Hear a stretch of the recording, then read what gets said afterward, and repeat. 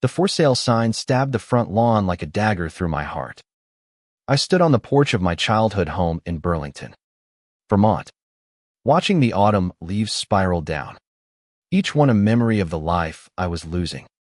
By tomorrow, this house, the only place I'd ever called home, would belong to someone else. My name is Ezra Caldwell, and I was 29, drowning in debt and desperation. The bank had given me until the end of the week to vacate. A cruel deadline for a house filled with my mother's laughter, my father's old records, and the echoes of a life I couldn't hold on to. I'd failed to keep the mortgage payments after Mom's medical bills piled up. And now, the vultures were circling. A sleek black SUV pulled into the driveway, and out stepped a man who looked like he'd walked straight out of a magazine, tailored coat, sharp jawline, and eyes that seemed to see right through me. "Ezra Caldwell?" he asked, his voice smooth but cautious, like he was stepping into a minefield. He extended a hand. "I'm Lucas Navarro. I'm here about the house." I shook his hand, my grip weaker than I intended. His touch lingered a fraction too long, and I caught a flicker of something in his dark eyes: curiosity. Maybe. Or something deeper. I brushed it off. He was just another buyer, here to claim what I'd lost. "Come inside," I said, my voice rough with the weight of the moment. The door creaked as I led him into the living room, where faded wallpaper peeled like old skin and the air smelled of cedar and regret. I watched him take it all in: the sagging staircase, the chipped fireplace, the sunlight streaming through windows I'd cleaned 1,000 times. I expected him to start talking numbers, square footage, or renovations. Instead, he turned to me, his gaze steady. "This place has a story," Lucas said softly. "I can feel it. What's yours?" I froze. No buyer had ever asked me that. They'd poked at the foundation, questioned the plumbing, or haggled over the price. But Lucas stood there, waiting, like he genuinely wanted to know who I was beyond the guy losing his home. I swallowed hard, my throat tight. "It's just a house," I lied. 4 bedrooms, 2 baths. "You want the tour?" He nodded, but his eyes never left mine. As we moved through the rooms, I rambled about the house's quirks: the creaky floorboard in the hallway, the window that stuck in the rain. But Lucas seemed more interested in me than the property.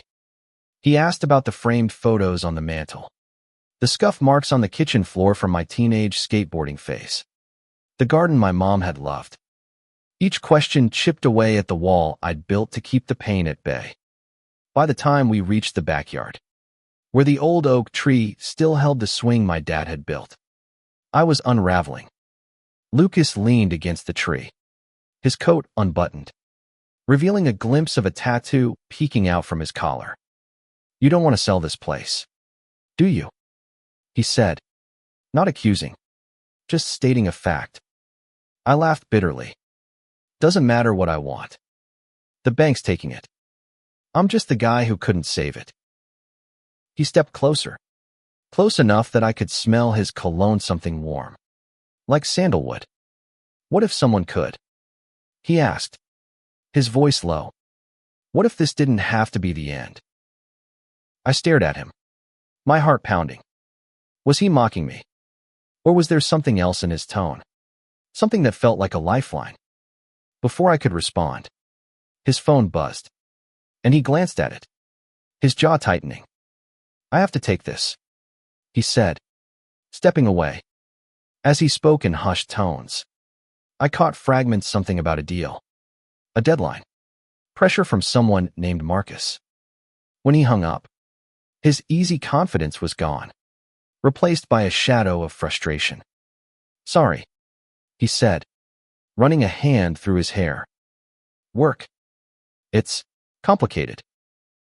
I didn't press. I didn't know him. Didn't know him anything. But as we stood there, the fading light casting long shadows across the yard, I felt a pull toward him, like gravity. He wasn't just a buyer. He was something else, something I wasn't ready to name. The next day, Lucas returned. This time, he brought coffee. 2 steaming cups from the local shop down the street. "Thought you might need this," he said, handing me one. His fingers brushed mine, and I swear the air crackled. I muttered a thanks, trying to ignore the heat creeping up my neck. We sat on the porch, the silence between us heavy but not uncomfortable. "So," I said, desperate to fill the void, "you gonna make an offer or what?" He sipped his coffee, his eyes fixed on the horizon.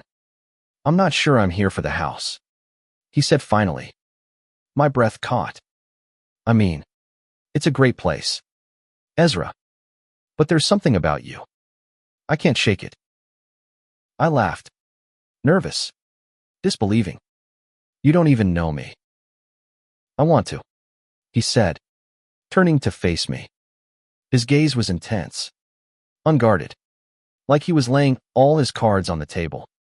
"I came to buy a house, but I keep thinking about the guy who's losing it, about what it would mean to help him keep it." My chest tightened. Was this a game? Some rich guy's whim? But the way he looked at me, like I was more than a failing artist with a foreclosed home, made me want to believe him. "Why do you care?" I asked, my voice barely above a whisper. He hesitated, then leaned closer. "Because I know what it's like to lose something you love, and I don't want to watch it happen to you." The words hit me like a punch. I wanted to argue, to tell him he was crazy, but I couldn't. Not when his eyes held mine, full of a sincerity I hadn't seen in years. Before I could respond, a car horn blared from the street. Another buyer. Another vulture. Lucas glanced over, his expression darkening. "I'll be back tomorrow," he said, standing. "Think about what I said, Ezra. This doesn't have to be goodbye." As he walked away, I realized I was terrified not of losing the house, but of what it would mean if he was serious. Because for the first time in months, I felt something dangerous, hope. Over the next few days, Lucas became a fixture in my life, showing up each morning with coffee and questions that cut deeper than I was ready for. He didn't talk much about himself, but I pieced together fragments. He was 32, a real estate investor from Boston, single, with a past he kept guarded. There was a tension in him, like he was running from something or toward it. I didn't push. I was too busy wrestling with my own feelings. The way my pulse raced when he smiled, the way his presence made the house feel alive again. One evening, as we sat in the kitchen, the table littered with takeout containers, he told me about his first love, a boy named Ryan. Back in college, he was fearless, Lucas said, his voice soft. Loved so openly. It scared me. I wasn't ready for it. I ran. He looked at me then, his eyes searching. "I don't want to run this time." My heart stuttered. I'd never been good at this love, vulnerability, any of it. Growing up gay in a small town hadn't exactly been a fairy tale. I dated, sure, but it was always fleeting, shadowed by the fear of being too much or not enough. Yet here was Lucas, offering something I hadn't dared to want. "I don't know what you see in me," I admitted, staring at the table. "I'm a mess. I can't even keep my house." He reached across the table, his hand covering mine. "You're not a mess, Ezra. You're fighting. That's more than most people do." I pulled away, not because I wanted to, but because his touch made it hard to think. "You don't get it," I said, my voice sharp. "This house is all I have left of the me parents. My past. If I lose it, I lose them." Lucas didn't flinch. "Then let me help you keep it." I laughed, bitter and broken. "What? You gonna pay off my debt? Buy the house and let me stay? This isn't a movie, Lucas." He leaned back, his jaw tight. I'm not trying to save you. Ezra, I'm trying to be here with you. There's a difference. His words hung in the air, heavy with possibility. I wanted to believe him, but doubt clawed at me. What did he want? Why me? Before I could ask, his phone buzzed again. Marcus. Always Marcus. He ignored it this time, but I saw the strain in his eyes. Who's Marcus? I asked, unable to stop myself.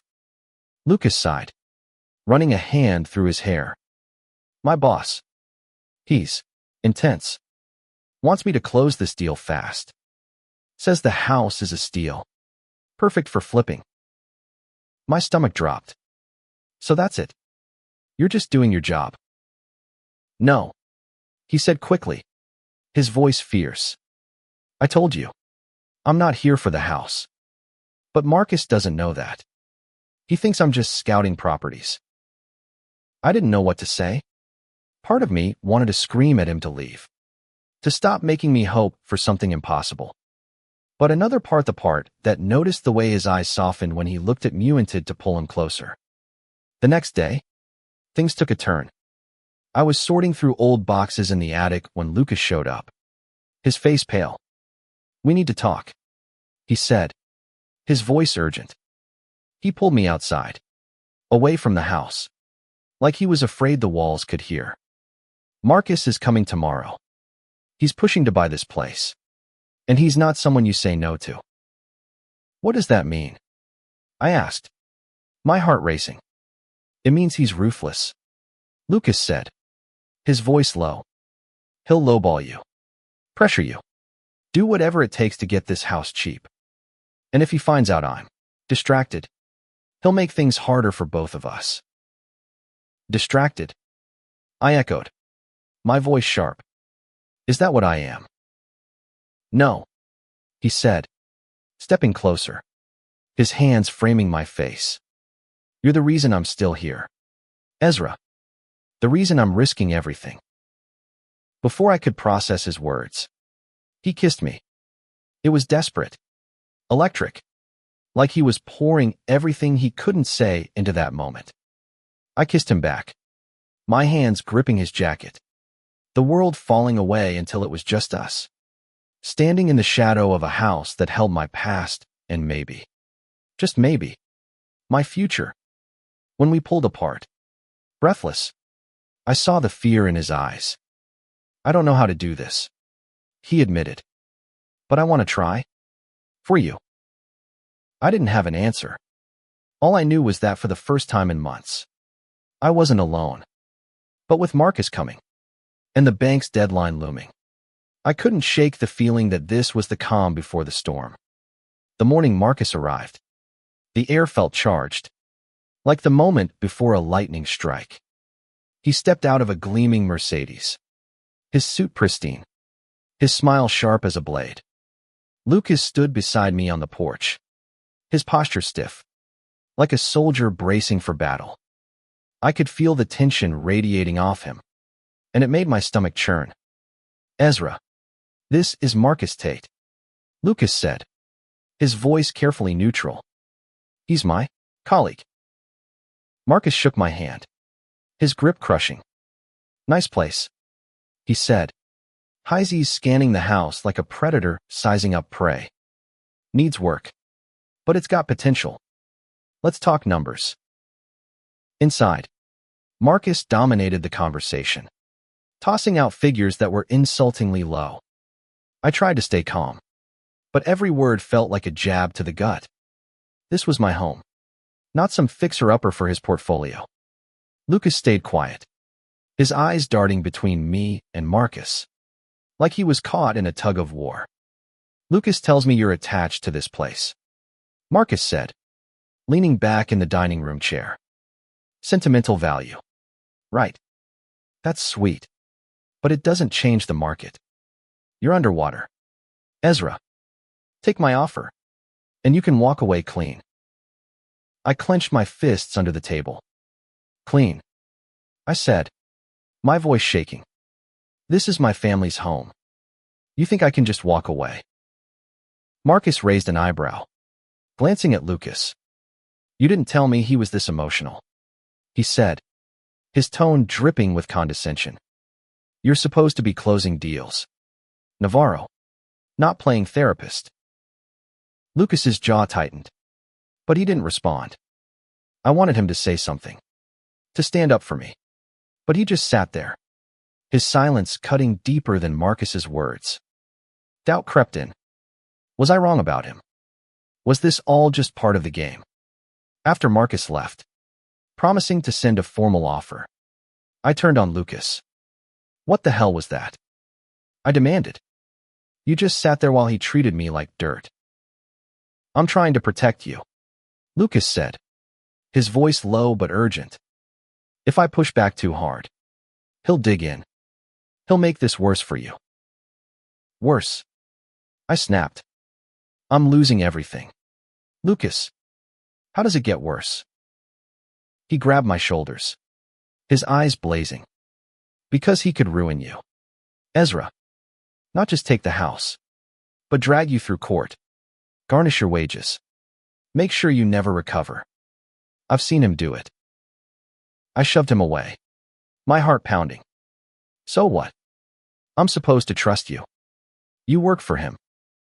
I'm trying to get out, he said, his voice breaking. I've been trying for years. Marcus, he's got a hold on me. Debts, promises, things I can't explain right now. But I swear, I'm not here to hurt you. I wanted to believe him, but the fear was suffocating.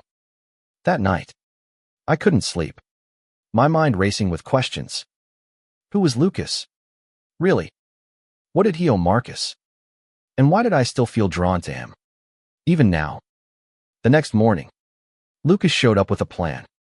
I've been looking at the numbers, he said, spreading papers across the kitchen table. There's a way to save the house. A loan modification. Maybe. Or a private investor. I have contacts. I can make calls.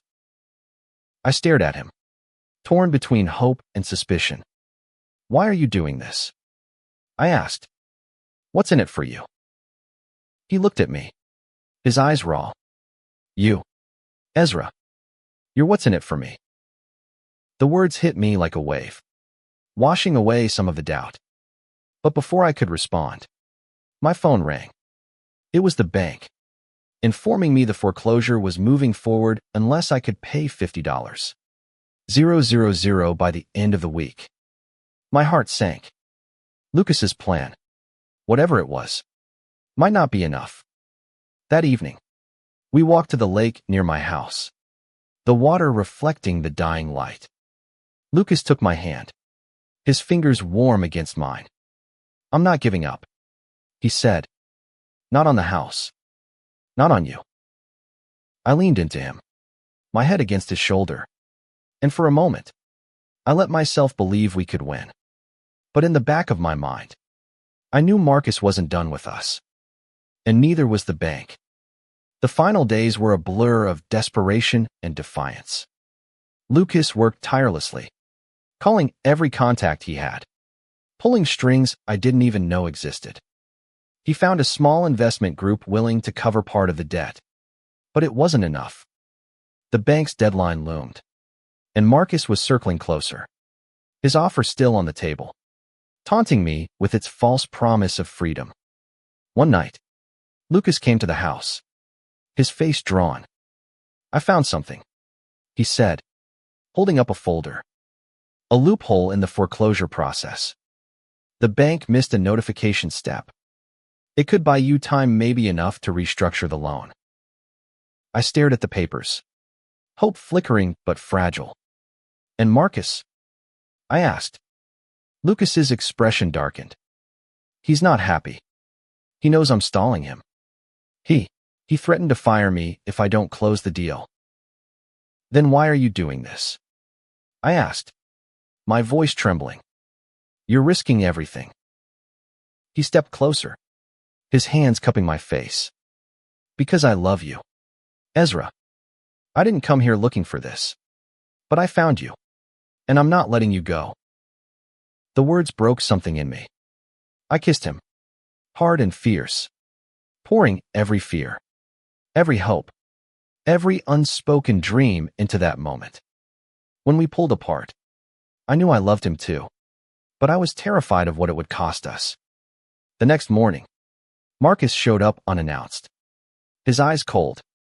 "You're playing a dangerous game, Navarro," he said, ignoring me. "You think you can outsmart me? I own you." Lucas stood his ground.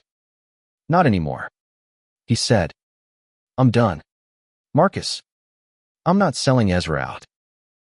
Marcus laughed, a sound that sent chills down my spine. "You'll regret this," he said, then turned to me. "And you, Ezra, you're throwing away your only chance to walk away with something." I squared my shoulders, drawing strength from Lucas's presence. "This house is mine," I said, "and I'm not giving it up without a fight." Marcus left, but his threat lingered. That afternoon, Lucas and I filed the paperwork for the foreclosure loophole, buying us a few precious weeks. It wasn't a victory, but it was a chance. We celebrated that night with cheap wine and music from my dad's old records, dancing in the living room like the world wasn't waiting to tear us apart. In the weeks that followed, Lucas moved in, helping me fix up the house while we waited for the bank's response. We painted walls, planted flowers in my mom's garden, made love in the attic under a blanket of stars visible through the skylight. Every moment with him felt like a gift, a reminder that home wasn't just a place, it was the person standing beside you. The bank eventually approved a loan modification, but it came with a catch. I need to make payments for years to come. It wasn't perfect, but it was enough. The house was mine again, and so was my heart. One evening, as we sat on the porch, Lucas took my hand. "I came to buy the house," he said, his voice soft. "But I'm staying for you." I smiled, leaning into him. "Good," I said, "because I'm not letting you go either." The for sale sign was gone, replaced by a garden blooming with possibility.